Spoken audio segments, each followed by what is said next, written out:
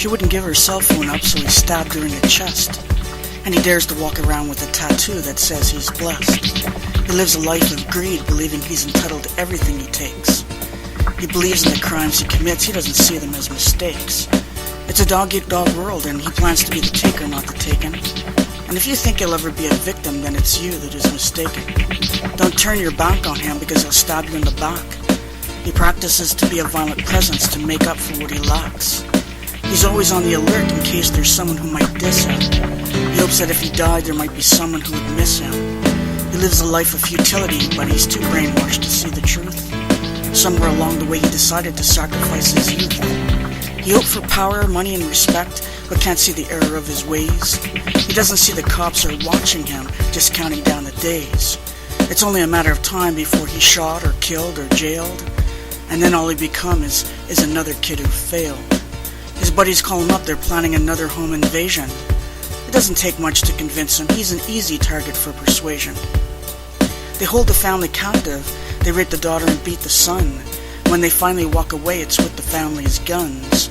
Now they're armed and dangerous, guns allow them to be much more destructive. So when a bouncer ticks them off, they shoot him as a way to be instructive. And they don't stop to really look at the seriousness of their crime, or realize that when they're caught, they'll have to do the time. It all happens in a split second. They really haven't time to think, to understand the gravity of the death, or to even make the link.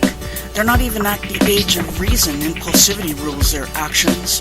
They haven't the capacity to pause and think. They're caught up in distractions. And they're taking their direction from those who have been raised by hate, who are willing to sacrifice their lives and lead them to a violent fate. Those who come from countries where children fought in the front lines of a war, where no one's life had any value and no one knew what they were fighting for. And they brought this with them to our country, their callous human disregard, where they learned their lives were unimportant and childhood just something to discard. So they followed what they learned to take the innocence from the child, make sure it's someone else and not them that is defiled. And how could they see this as wrong? It's all that they have known. Children learn from adults by the actions they are shown. And what about kids from here? Why did they become so violent? But we don't know what went on behind closed doors that somehow made them silent. And the cop stands there and says it's a choice because he survived his trauma. He doesn't see his choice of job has kept him circling around the drama. He only sees in black and white, he can't stand the shades of gray. They threaten to arouse his pain from the depths in which it lays. He thinks he has survived, but he never left his past behind. He's still hunting down the family violence and every crook he finds. Only now he has the power and he makes sure the guilty pay, unlike the life of yesterday where there was nothing he could say. So he doesn't understand the sons who make a different choice. He somehow has forgotten a time when he didn't have a voice. And he doesn't know that a violent path can lead to many different places, and not everyone passes through the fire and survives the adversity he faces.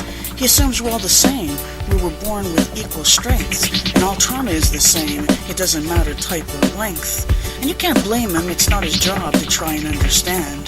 He's out to catch the criminal, not to lend a helping hand. And it wouldn't help him to be empathetic when facing a killer with a gun, or a man who's holding a knife at the throat of his young son. But his blind spots are really clear, and his glasses are somewhat tainted. And by the end of his talk, it's not a pretty picture he has painted. But his solution doesn't work, because he targets the wrong end of the crime. The image the rapper paints of the gang member's power with his rhyme. The image of hope for the children who are too powerless to hope. The offer of power and money to those who barely have enough to cope. An avenue to those who live on streets that are dead ends. The voice of rage and anger in the message the rapper sends. The angst that lights a fire under the youth who are fed up. All the empty promises that doesn't allow them to walk with their head up.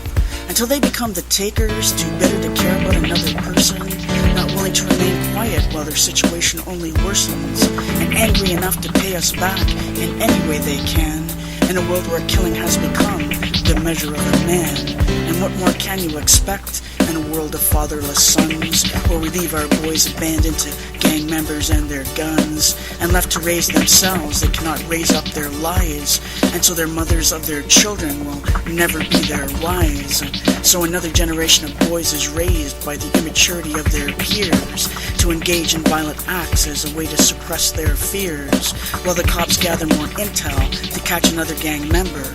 and then the child grows up with a father that he can barely remember? When will we see that the problem starts long before the crime?